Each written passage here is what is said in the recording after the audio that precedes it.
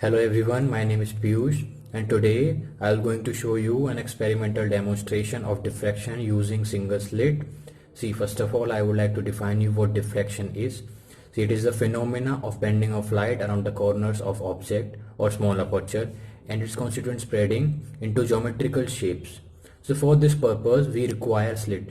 Here I am using razor blades as slit and I have kept in position using magnets.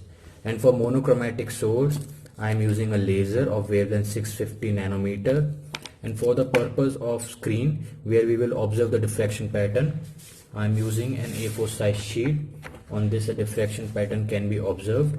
So this is a completely sasta DIY middle class material, and as you all know the intensity curve graph for the diffraction pattern is as follows.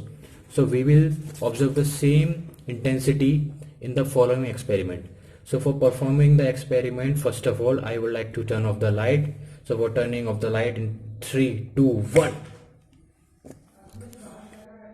This is how our apparatus look alike. There is a screen placed over there. On turning of the light I will show you the pattern observed. So this is how the pattern looks like.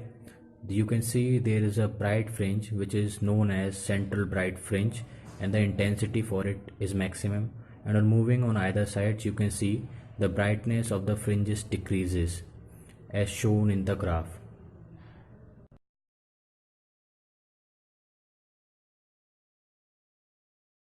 The pattern you saw is somewhat different than that of actual pattern observed.